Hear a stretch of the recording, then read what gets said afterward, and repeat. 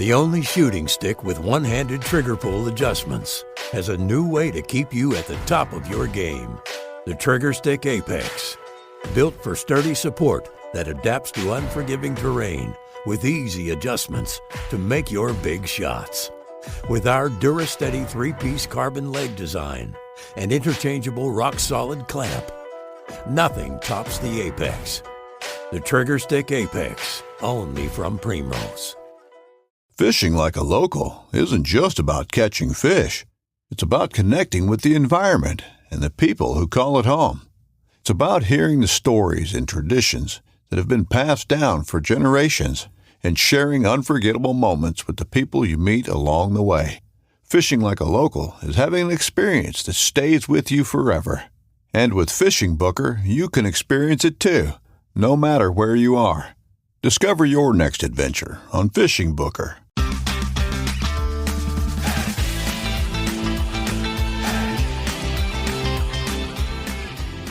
All right, Clay, so you went to the Great Lakes Foragers Gathering. What was that like? The Great Lakes Foragers Gathering was a ton of fun. It was cool. It was the first year that I've gone so far that didn't have Sam Thayer. But it did have. Is that why it was fun then? I mean, because Sam wasn't there? No, but I will say that not having Sam there did allow spotlight to fall on other foragers. Oh, see, that's not nice though. I mean, What about like Alexis? Was Alexis there? Nope. Okay. No. Regular, just everyday people, or really amazing people? Well, there was J.B. Douglas. There was Steve Cantu from the Wild Edible World Pod. So amazing people is what you're saying. Yeah, Wonderful yeah. people. There was, yeah. Okay, I get it. There was Chaotic Forager. So Gabrielle was there. Was it chaotic? It was chaotic. No, just kidding. But I did think that she did get redeemed because last year she came and taught a mushroom class and there was not a single mushroom to be found because we were in that crazy drought. And then this year we've had the opposite. We've had nothing but rain. So apparently she had like a very eventful class. La Nina. La Nina. Yeah. Yes, exactly. Yeah, the rain. Okay. Tell me more. I mean, that's it. It was cool. It was fun. I mean, what did you take away? What did you learn from it, right? I mean, I myself find myself as the eternal student of life and nature. So what did you take away? That foraging is really freaking big. I don't know, man. Seriously, it's just, Clay? Come on, give me something. And let me tell you, I also took away that there are a lot of people that listen to our podcast that go to the Great Lakes Foragers Gathering. Really? I had people telling me that they were listeners. Well, if that's the case, these said listeners, they need to go and they need to leave a review on Apple or Spotify or whatever they're listening on. I encourage these listeners to go out and leave a review, and we would greatly appreciate that. The other thing that they can do to show that they support us on the podcast is go to the Publicly Challenged store and purchase something so we can keep this thing going and keep the store alive. Because I don't think that we're going to be able to maintain and keep the store alive much longer unless we get the much needed support from our listeners. Yeah, you heard him, people. And on a more lighter note and a fun note, did you take away anything else? I mean, was there anything that you learned? I mean, you saw some awesome people. Who else was out there that you got to hang with, had fun with? Oh, well, I mean, I hung out with pretty much Jed Arkles the entire time. I love Jed, man. What's crazy is Jed lives so close, yet we have never hung out. Jed, let's hang out. Also, Jed, come on the dang podcast, man. Come on. He says he can't do it. He can't do cameras and lights and all kinds of action. It's just not his style. But all right, I tell you what, Jed, we'll get you you can get a hood to put over your face. And one of those voice changers. Maybe we can do the blackout thing and then get one of those voice changers so where he's talking and it sounds like this as he starts talking the whole time. Yeah. It'll be like, so Commercioscoloides, the Eastern Camus. Yeah, no, that'd be great. Yeah. But yeah, Jed is he's awesome, man. I want him to come on the podcast, and he's such a hoot to hang out with. And I was helping him sell things. And to be honest, I didn't do any classes except for I went to the very last day for half of the class. I sat down for Greg Monsell. He's from Indiana, the Persimmon Herb School. I Yeah, we believe need it's him called. on here too. Yeah. I sat down and he did a seeds and nuts class, and that was actually pretty cool. He talked all about D's. harvesting and Did he talk preparing. about D's? Yeah. He talked about these. D's. He talked all about harvesting lamb's quarter seeds, which I have never done. You've never And, harvested Chenopodium? Not the seeds, no. Really? Remember I told you about my harebrained idea that I wanted to make an entire popcorn, and it was Chenopodium and amaranth seeds, but mostly Chenopodium, and I was gonna like sell it as like, some type of popcorn. You're like, well, I'd buy some. Yeah. I never did it, but I have collected the seeds. I've never taken them and done much with them, though. I Yeah. think the hardest part is getting the chaff off because it's so small. Yeah. That's the hardest part. I think the funniest thing that I noticed from that whole talk though is he was talking all about it for like probably 15, 20 minutes, and then followed it up by saying that he ate it and it made his stomach hurt. I never had an upset stomach from them, and I've eaten them like just not cooked or anything too. Apparently there is some like saponins, so like on the outer hull of the seed that need to be like taken off, and that can actually cause digestive upset. Huh.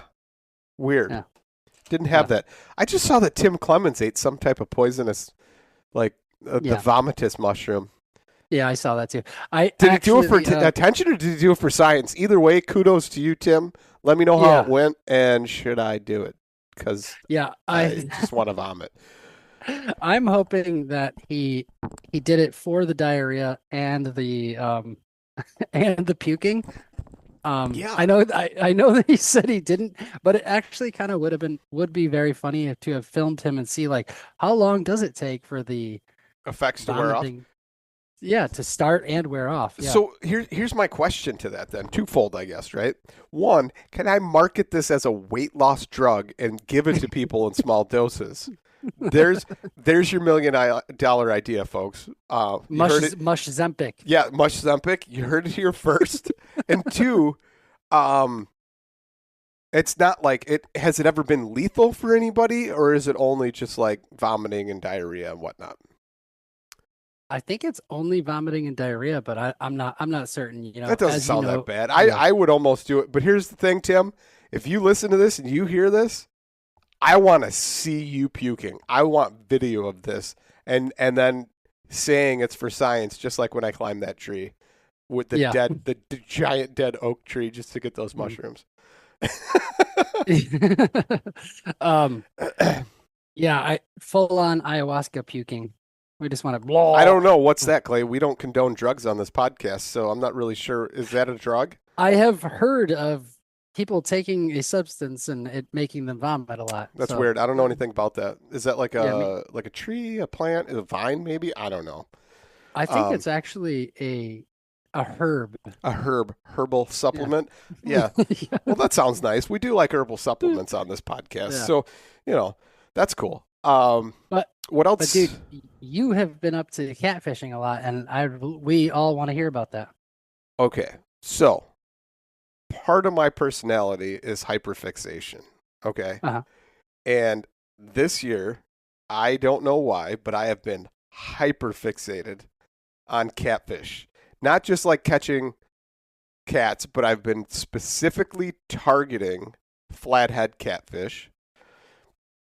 And flatheads tend to get a lot bigger than channel cats. And my goal is to catch a 50 or 60 pounder this year. That's my goal. I have not succeeded in that yet, but I've been employing all different types of methods, whether it be fishing with a pole, bank pole fishing, and jugging. Jugging hasn't been that successful, but that is an excellent way, and we've talked about it on this podcast and others before. Excellent way to procure food. But bank poling and actually fishing with a rod and reel has proven to be the best that I've found because you can specifically target certain spots. And the bank poles are super awesome because you can just set them out, leave them. The law says you have to check them once every 24 hours. And flatheads prefer live bait. So I've found certain species that tend to work better. They do like bluegills and red-eared sunfish and things like that, but they actually love eating other catfish and suckers. Really? Yes, they love suckers. That's like, I think, probably my preferred bait right now. So going on the river has to be from the same body of water. I think the rules, the laws sometimes, and maybe a listener can help me out if they actually know it or not for the state of Illinois, but it says, I believe it says it has to be from the same body of water. It mentions that multiple times about taking bait fish, sunfish, whatever, as long as there's legal limits. Now, I'm not sure about what they consider rough fish or trash fish, right? And suckers being one of those trash fish. But I've been catching them in a creek mouth that dumps right into the river, so it's on the river. It's the same body of water, and then utilizing those. I made my own bait cooler, which is kind of cool. And then it recycles the water way more, and it's got a bubbler in it, and I actually put water conditioner in it just to keep them alive, because normally I catch those in the morning. Evening, I go set the bank poles or cast my pole with like a giant sucker on it, and then just fish into the night. Or I've been leaving the bank poles out and checking them in the morning, the next morning, or like the afternoon, or first chance I get to get out there. And what's crazy is it's like a 50% success rate with the bank poles. Wow, it's insane. How many can you have out? I think you can have like up to 40, but I've only been putting like 10. That's still crazy. I think 50%. So you're getting 5 catfish a night. Yeah. It's crazy. So if my bait dies, though, here's what I've noticed. If my bait dies, I tend to get channel cats because they'll eat the dead bait, the cut bait, all that kind of stuff. If my bait is very lively and alive when I set that bank pole, always a flathead on there. I've also found if you put them on where it's like a steep bank where it drops off real good and there's like the potential for a hole, or also where it like drops off and it's a steep bank and there's cover there, like if there's a tree, and not just like a tree like going on an angle into the water, but a tree laying on the bank going down so it's way steeper. Awesome spot to put those. Tends to be like cover that they must tuck themselves underneath there or something, or they're cruising along past that cover looking for something. I haven't figured that out yet, but I have figured out that that's a great spot. Man, that's so cool. So I don't, obviously Michigan is not a state where that's legal. Yeah. But you guys have spear fishing. Are you aware of this? Yeah. It's legal to spear fish. Yeah. In Lake Michigan, in the state of Michigan. Illinois, yes. I don't believe you are allowed to spear, but I don't believe you're allowed to use a spear gun. I could be wrong on that. And if it is, it's only on rough fish and catfish. Okay, but that's all we're allowed to do as well, except for with the one notable exception of whitefish. So we can spear whitefish. You can spear you could spear walleye. You could spear. We can't spear walleye. Yes, you can. That law has changed. Yes, you could spear northern pike. You could spear walleye. You could spear. I think the laws got changed. I sent you a thing, and it's these dudes that's like spearfishing Michigan, something like that. Mm-hmm. They petitioned and got the law changed like a year or two ago, and now they're going nuts with for walleye. For what's considered game fish, they're allowed to spearfish game fish now. Are you talking underwater spearfishing, or are you talking underwater spearfishing? Oh yeah, okay, yeah. This is something that I have wanted to do. I've wanted to do that forever. I always just thought it was cool, like in the ocean. But being that it's attainable now, like you don't have to like travel somewhere, take time away from your vacation and like do it. Yeah. You could like be right here and do it. That's awesome. Well, the thing that I think is cool about it and is, you know, I live in Grand Traverse County and we have whitefish coming into the bay all the time, and their spawn runs are in the Now, when you say November. whitefish, what fish are you referring to?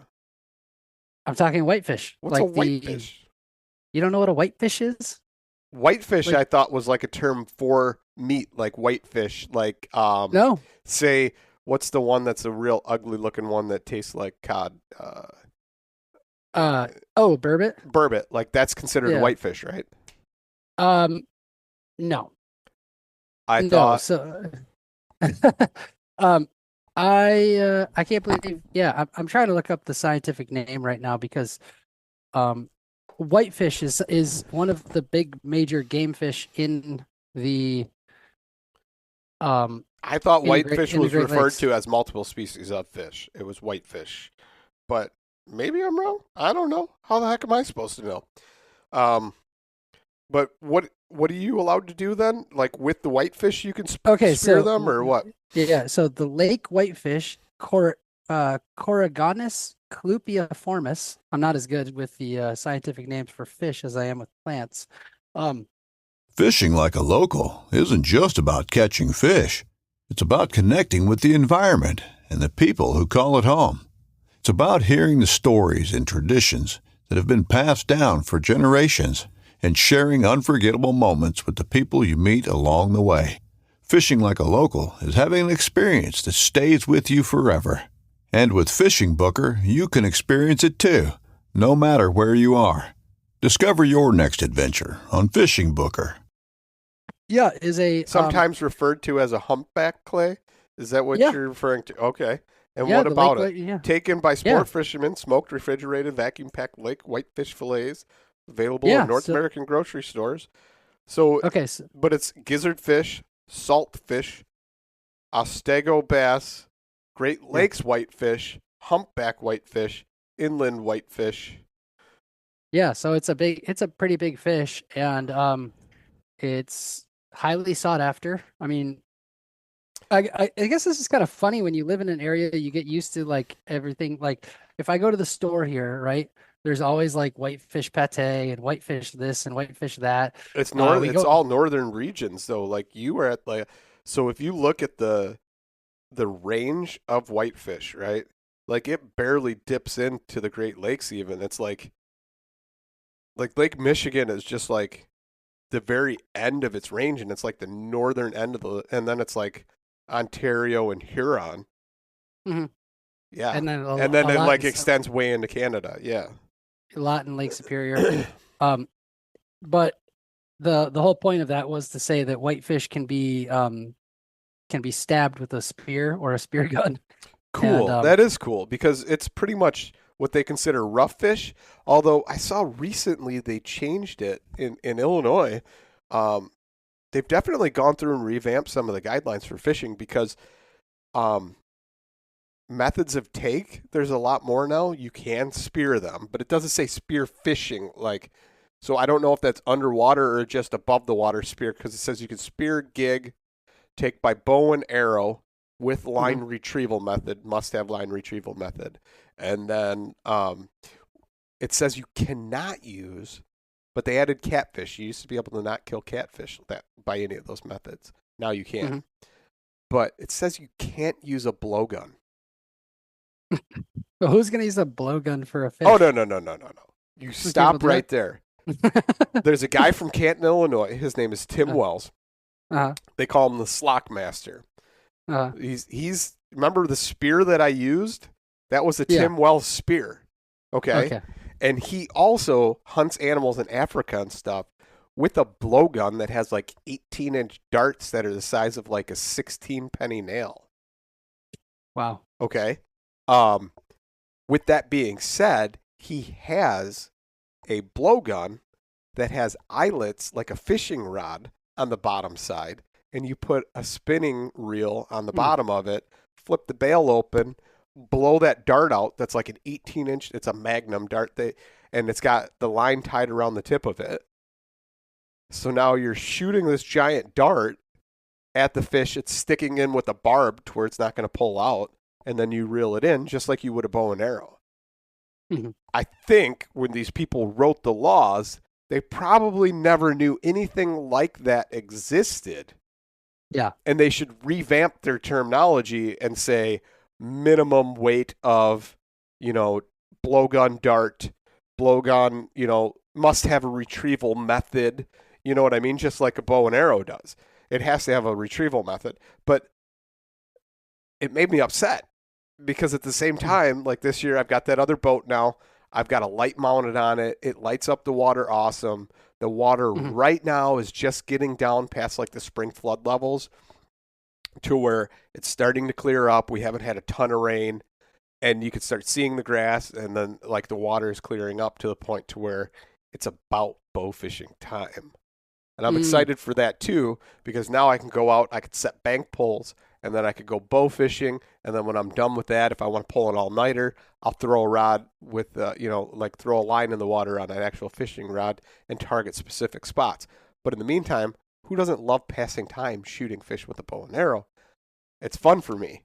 And I thought to myself, how cool would it be if I could use that blowgun? So I started researching it, and it clearly states blowguns are not legal. And I was like, this is stupid.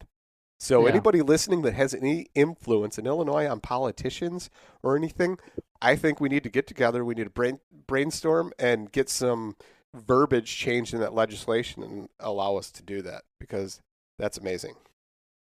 And I want to do it. I would love to do some bow fishing, but so you can bow fish in Grand Traverse Bay, but I can't in any of the streams because every stream in northern Michigan is a designated trout stream. Yeah, so lame. Yeah. Right? And trout fishing, sorry if you're a trout fisherman and you're listening to this and that's like your main thing. I get bored with trout within like 1 month. The first month that it's open, I'm like, yep, cool, having fun. I got my however many trout. And then I am so over trout by then. No offense. If you catch and release trout, to me, that seems even lamer. That like, I just go out so I can handle the fish and then throw it back. You're an elitist. We're not the same. Now I'm going to tell you, for real, you got fly fishermen out there on Grand Traverse Bay catching and releasing carp. They are paying. Yeah, no, I know. Yeah, that's the whole thing, right? And like, especially during the spawn, I got a super funny story. I don't know if it's appropriate or not because it is kind of, but you know how during spawn you can pick up a fish and it like explodes with joy. Explodes with joy all over you, right? Yeah. Okay. There's a fly fishing guide that I go and frequent, and he was telling me a story. I'm like, so what's the like cringiest or like most awkward moment you've ever had? And he's like, well, this one gal that I've taken out once or twice before, we were going to go out and she said she wanted to go carp fishing instead. And I was like, okay, you just got to be careful, whatever. And so she picks it up and it explodes with joy all over her cleavage. Oh! And he's laughing about it. And she looks at him and she goes, it's okay. Wouldn't be the first time. Oh my God. And then he's like, I've heard a lot of stuff in my day, but that was the only one that ever left me speechless and didn't know what to say or how to handle that. And he goes, I felt awkward the rest of the time on that trip. He's like, she made me blush. Like, I can't imagine. That is nuts. I can't either. And I tried to put that as politely as possible, but that's the gist of it. Yeah. Kind of funny, but yeah. That is pretty weird. I have it's okay. seen It's not people, the first time it's happened. I've seen people up here in Traverse City when the salmon are running. They'll get a big fish and then of course drink it. Do they drink it? Is this what no, me? they don't drink it. No, but they're holding them, and I see them just like release all over their legs. Yeah, I was gonna wait. The fish does or the angler? The fish. Okay, not the just angler. just checking. I don't know, man. I'm just checking. I said release all over their legs. It's not like salmon have legs. Yeah, so the angler releases all over. Yeah, I Yeah, get it. yeah. Oh, okay, I got it. So, yeah, the carp run, that's coming up here right Are now. you Maybe. excited about that? Do you get all jazzed up about carp? No, because I've never caught one. I've always thought it would be really cool to do to bowfish one. I don't like carp. I'm gonna be honest. Like, I respect it. I understand the people that want to protect them. I understand the people that want to bowfish them. You know, um, I don't like eating carp. I've tried it. Hmm. One ton of bones. Now maybe you could do something like you did, whatever. But I've also had like brined and smoked carp, which you would think would like mellow it out and make it taste Hmm. good. I've also had Asian carp, Hmm. and like both of them taste terrible, Like what? like bad fish. Hmm. Like when you go in the grocery store and you smell fish that's been in like the case for too long and it's got that like pungent, almost like sticks to the roof of your mouth as you walk by and can smell it. Hmm. That's what it tastes like. There's got to be somebody though. Like I can imagine, like Eduardo being able to cook it pretty good, or like you give it to It's some just chef. not good. It's not Yeah, but good. Like I Asians understand. probably like if you go to Asia, right, and all these Asians are cooking this carp and they love it as a prized dish, it's because they're smothering it to where you can't taste it in like chili oil and everything else that's going to burn your butthole on the way out to where you Mhm. can't even taste the fish. All right. Well, why is it then that in Europe a carp is like a Christmas dinner fish? It's not. They It's choose not. to prize it. No, it's like bass fishing here in the U.S. Okay, so we talked about this on whatever podcast you were on that, right? Weren't you on that podcast? We were talking about. I am fairly positive that it's a European. The whole reason we have grass carp here is because Europeans brought them They over did bring them over, but I because don't know if they. it was just because they loved them or because they loved them because they were big fish. I know carp fishing is like bass fishing here. Hmm. People consider it to be a prized fish, but rarely eaten, as far as I know. Okay, so does a bass taste better than a carp? Yeah, Yeah, yeah. because I was gonna say a bass is like Because you know I, you don't have all the bones to worry about, and you could bread it and fry it and pretty much take away the kind of crappy taste that it has. Like I am not a proponent of like eating bass all the time, but I've eaten a few, and Mhm. it's okay. It's not great. Like if it was I've up to usually me, just made it into tacos. if it was up to me, bluegills, dude. If you get Mm. big bluegills, I'm talking like paper plate sized bluegills. Bluegill meat is so good. It's almost sweet, kind of like a Mhm. lobster, like wonderful. Yeah, Yeah, yeah, bluegill's pretty good. catfish Unfortunately, is really good too. Yeah, catfish is Like, awesome. and anybody that thinks catfish is bad is probably because they've had it from like a grocery store. They didn't cut the Mhm. mud vein out, and they didn't get rid of the red meat and the fat. If Yeah. you get that, you want a perfectly white piece of meat, and if you get Yeah. that white piece of meat, it's wonderful. I love catfish, and um I'm really bummed. My friend Alex took me out a couple years ago, and we went spearing from a boat, for catfish, Yeah, and caught like 6 monster catfish, and I got to take home 2 of them. There was 3 of us on the boat. We each took 2, and yeah, they were phenomenal, like amazing meat. Yeah. And I did all that stuff too. I took the fat and I took the red stuff off, and it was really really tasty. yeah, that's what you got to do. Yep. But I do hate to put a damper on a current situation. But I You got gotta a family run. to Family I gotta- time is important. We should know that on the podcast. Yeah. Very, But very all you soon, listen. my yeah, fishing all you- time is going to get cut into by an infant. So, Oh yeah. yes, I understand. Yeah. But all you listeners out there, you want to hear new guests? You want to hear or suggest anything that we talk about on the show? Suggest a guest. Please do. And I also want to say I have a foraging for mushrooms class coming up on July 13th. You can check that out at www.nomiforager.com. That will be happening in Traverse City if you want to join that. Leave a review for the podcast. Give us a Leave a- positive review, hopefully. Leave Yeah. a review. Tell us how much you like it. The better the review, the better. If we start seeing an influx of reviews, we might actually mail somebody a shirt or something cool. I don't know. Oh, that'd be cool. Yeah. We do a little. So that would be awesome. Follow us on social media, Clay Bowers, and Publicly Challenged. Yeah. And listen to it. Go on Carbon TV. Listen to it. Yeah, all kinds of ways to do it. Spotify, Apple. Go to the store. I swear I'm going to shut it down if more people don't start utilizing it.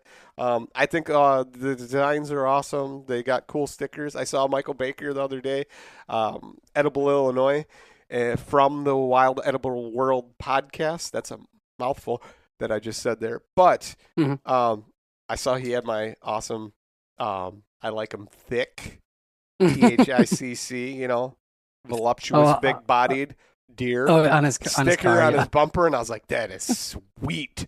He's probably the only person I know of that is driving around with them.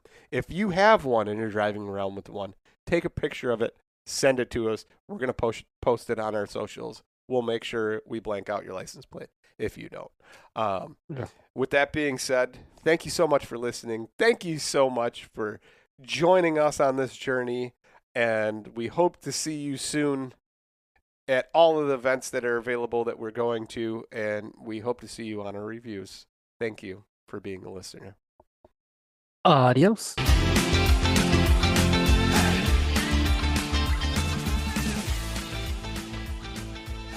And once again, thank you so much for listening to the Publicly Challenged podcast. I hope you enjoyed the show, and if you did, please subscribe on whatever platform it is you're listening to. Also, if you could leave a review, that would help us out. And you can check us out on Instagram or at publiclychallenged.com. And once again, thank you so much for listening to the show.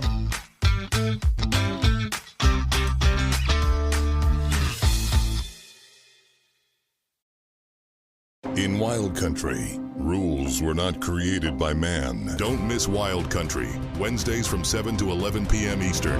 Presented by Primos. Speak the language. Waypoint TV, the destination for outdoor entertainment. Join Waypoint TV's Great Outdoors Month celebration, presented by Battery Tender, every Tuesday and Sunday in June from 7 to 11 p.m. Eastern. Enjoy fishing and hunting content that will inspire you to get outside, but also to take action in preserving the land and water that allows us to do what we love most. Tuesdays and Sundays in June starting at 7 p.m. Eastern on Waypoint TV, the destination for outdoor entertainment.